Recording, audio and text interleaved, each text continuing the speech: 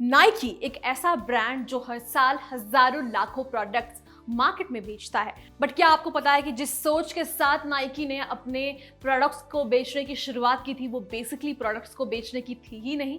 It was just to sell their inspiration, और वैसे ही उन्होंने अपने प्रोडक्ट्स को बेचने की शुरुआत कर ली थी। Well, hello and welcome to freedom business Hindi YouTube channel. आज के इस वीडियो में हम बात करने वाले हैं about Nike marketing strategy, Nike challenges everything.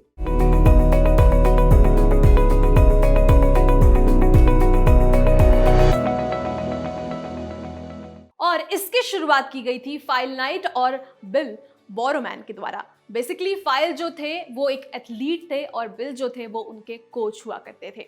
ये दोनों स्पोर्ट्स के बारे में काफ़ी कुछ जानते थे, स्पोर्ट्स इंडस्ट्री के बारे में, स्पोर्ट्स वेयर के बारे में, स्पोर्ट्स शूज़ के बारे में। 1970s में एक शू ब्रांड जो कि जापानीज ब्रांड हुआ करती थी, टाइगर, वो काफ़ी पॉपुलर थी। ये लोग इस ब्रांड में काफ़ी इंटरेस्टेड थे और इसलिए ये इनके पास जाते हैं एंड अप्रोच करते हैं for market fluctuation in USA. And यहीं से इसकी शुरुआत होती है, डील लॉक हो जाती है एंड वो स्टार्ट करते हैं to sell the shoes in USA और अपनी कंपनी का नाम रखते हैं ब्लू रिबन्स स्पोर्ट्स कंपनी। तो इनका जो पूरा साइकिल है ये ऐसे शुरू होता है कि पहले जापान से ये शूज़ लेकर आते हैं, फिर उसे अपने स्टोर रूम में रखते थे और उसके बाद अपने कार्स में ये शूज़ बेचा करते थे। कुछ सालों बाद चूंकि ये ग्रो कर रहे थे तो इन्होंने एक स्टोर खरीदी, बट यहाँ से ग्रोथ जो है वो बहुत ही मिनिमल था। ये एक नॉर्मल मिनिमल रेंज में फंस कर रह गए थे। बाद में ये भी डिस्कवर किया गया कि ये जो प्रोडक्ट्स इन्हें मिल रहा था, ये जो जिस ब्रांड का प्रोडक्ट बेच रहे थे वो जो था वो लेफ्ट ओवर्स था और ये यूएस में लाया गया था। बट तब तक ये मार्केट को समझ चुके थे और इन्होंने कस्टमर के बिहेवियर को भाप लिया था। 1972 तक इन्होंने काफी कुछ जनरेट कर लिया था, काफी कैपिटल जनरेट कर लिया था from that Japanese trading company, और इन्होंने फिर शुरुआत की नाइकी की। और नाइकी जो है शुरुआत में ही काफ़ी कमाल करने लगी। इनके रनिंग शूज़ जो हैं वो काफ़ी पॉपुलर होने लगे, बट सिर्फ running shoes. But soon in 1980s इनके प्रॉफिट ग्रोथ जो है वो डाउन जाने लगे। रीज़न ये कि ये एक लिमिटेड एरिया को टारगेट कर रहे थे जो कि थे सिर्फ और सिर्फ रनिंग शूज़, और इनका बिगेस्ट कंपटीशन था रिबॉक से। वेल, रिबॉक एरोबिक शूज़ भी बेचा करती थी, चूँकि लोग जो है फिटनेस को लेकर काफ़ी वहाँ पर कंसर्न थे, तो रिबॉक के शूज़ जो है वो ज़्यादा बिक रहे थे और यहाँ पर Nike was badly defeated. But that's the turning point. Nike ने यहाँ पर अपनी पहली सीख ले ली थी। उन्होंने अपने इस हार को एक्सेप्ट किया। चूँकि नाइकी ने अपना सब कुछ ओवरनाइट ही खो दिया था, बट फिर भी ये पॉइंट था टर्न होने का। और Nike was the first brand जिन्होंने ये समझा कि inspiration is the path of success and it is the main thing, और उन्होंने इसे एक लीथल वेपन के रूप में इस्तेमाल किया। एंड वो वेपन था माइकल जॉर्डन, जो कि उस वक्त पर काफी फेमस एथलीट हुआ करते थे।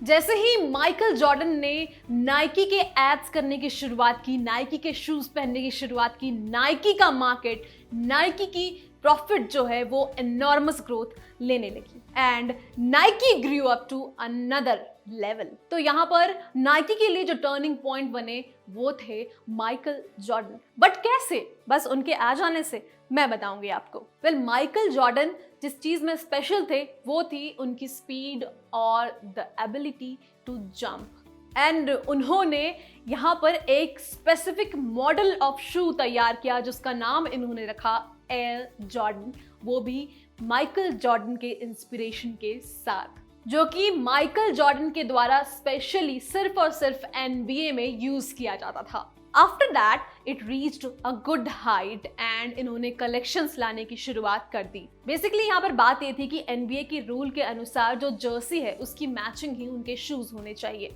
तो यहाँ पर इन्होंने यही काम किया और जब भी जॉर्डन जंप करते थे या फिर स्पीड में दौड़ते थे वो बहुत ही अच्छे तरीके से निकल कर आता था और लोगों के बीच में ये काफ़ी पॉपुलर हो गया था। बट कुछ ही दिनों बाद NBA की तरफ से जॉर्डन को बैन कर दिया गया।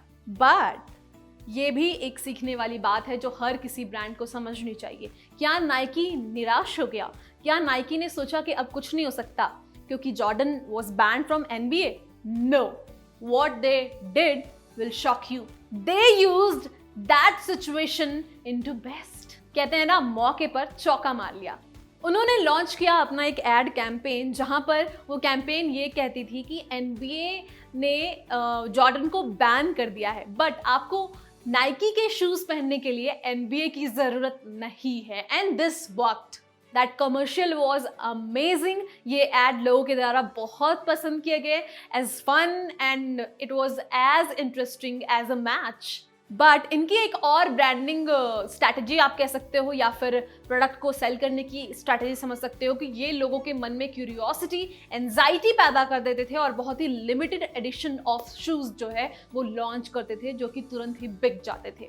एयर जॉर्डन की डिमांड जो है वो सर चढ़कर बोलने लगी, और इसका रिजल्ट ये हुआ कि सिर्फ 2.5 महीने में इनका सेल जो है वो वर्थ 70 मिलियन हो गया। और इसलिए नाइकी ने जॉर्डन के साथ 10 सालों का कॉन्ट्रैक्ट साइन कर लिया। और ओवर टाइम इन्होंने और भी एथलीट्स के साथ काफी सारे डील्स किए, जैसे रोनाल्डो के बारे में आपने सुना होगा। Ronaldo was having 1 billion contracts with Nike, तो ये सारी चीजें भी हुई है। Next challenge, they did category based marketing, और एडिडास ने स्पॉन्सरशिप टाइटल्स की राइट्स जो है वो खरीद ली थी, और इन्होंने उससे करीब 150 मिलियन का मुनाफा किया था। But without investing any money Nike ने भी यही नंबर रीच किया था। कैसे? चूंकि नाइकी को बहुत सारे रूल्स एंड रेगुलेशंस की वजह से बैन कर दिया गया था, तो इन्होंने 300 एथलीट्स को अपने शूज जो है वो दे दिए थे, जो कि वोल्ट सीरीज के एडिशंस थे, और इन्होंने उनको पहनने को कहा। उन्होंने फ्री में शूज दिए, और इसके अलावा लंदन को छोड़कर इन्होंने बाकी 29 जगहों पर एड्स शूट किए, जहां एक तरफ एडिडास जो है ओलंपिक्स को चूज कर रही थी फॉर एड्स, वहीं दूसरी तरफ नाइकी ने बच्चों को चूज किया फॉर देयर एड्स। एंड वो इतने प्यारे होते थे, इतने इंस्पिरेशनल होते थे कि ये लगता ही नहीं था कि this was an ad to sell a product. इन्होंने greatness is within you जैसे कैंपेन्स चलाए, जिसकी वजह से इनको काफी पॉपुलैरिटी मिली। पॉपुलैरिटी इनके प्रोडक्ट्स को नहीं, पॉपुलैरिटी इनके ब्रांड को मिली, और इनके एड कैंपेन को 4 मिलियन प्लस व्यूज मिले। But the one thing that they did, कि इन्होंने इंस्पिरेशन बेचा, इन्होंने प्रोडक्ट नहीं बेचा। और बच्चों के बाद मतलब आफ्टर किड्स इन्होंने एथलीट्स को अपने एड्स में बुलाया, और वहाँ पर बेसिकली ये मैसेज प्रोवाइड करने की कोशिश की कि जैसे ये एथलीट जो हैं वो बन सकते हैं एक एथलीट, तो आप भी एक इंस्पिरेशन बन सकते हैं, आप भी कल को इतना ही सक्सेसफुल हो सकते हैं। ऐसे मैसेजेस इन्होंने प्रोवाइड करने की कोशिश की। इन्होंने इंस्पिरेशन क्यों बेचा? इन्होंने एक बेसिक सी चीज समझी कि शूज के फंक्शन को, शूज के ग्रिप को, शूज के वो स्ट्रेंथ को वो एक एड में नहीं दिखा सकते। So what should they do? They should sell inspiration, और इंस्पिरेशन बिकेगा तो ब्रांडिंग होगी, ब्रांडिंग होगी तो प्रोडक्ट भी बिकेगा। Basically this is not a strategy, this is a trick. अगर आपको कोई भी ब्रांड बनाना है, किसी भी प्रोडक्ट को बेचना है, आपको एक ट्रिक समझना पड़ेगा, जो कि आप खुद ही समझ सकते हैं अपने ऑडियंसेस को देखकर। और इस तरह से, जिस तरह से नाइकी ने चीज़ें की है, नाइकी ने जिस ट्रिक को अपनाया है, you can also learn many things from this. तो इसके कुछ की लर्निंग्स थे। पहला बिजनेस स्ट्रक्चर था, दूसरा कैटेगरी बेस्ड ब्रांडिंग की, नॉट प्रोडक्ट बेस्ड। तीसरा ये कि इन्होंने अपने डिफीट को एक्सेप्ट किया जब इन्हें रीबॉक ने रिप्लेस कर दिया था। और चौथा ये कि अपने बैड पॉइंट को उन्होंने सबसे गुड पॉइंट बनाया। जब जॉर्डन को वहां से बैन कर दिया गया तब उन्होंने उस चीज को भी इस्तेमाल किया। वेल, इसी के साथ करेंगे इस वीडियो को यहीं पे खत्म। चैनल को सब्सक्राइब करना मत भूलिएगा। अगर ये ब्रांड स्टोरी आपको अच्छी लगी है तो दोस्तों के साथ शेयर करें, उन्हें शेयर करें जो बिजनेस कर रहे हैं, जो बिजनेस करना चाहते हैं और बिजनेस लर्निंग्स लेना चाहते हैं। वेल, इसी के साथ थैंक यू सो मच।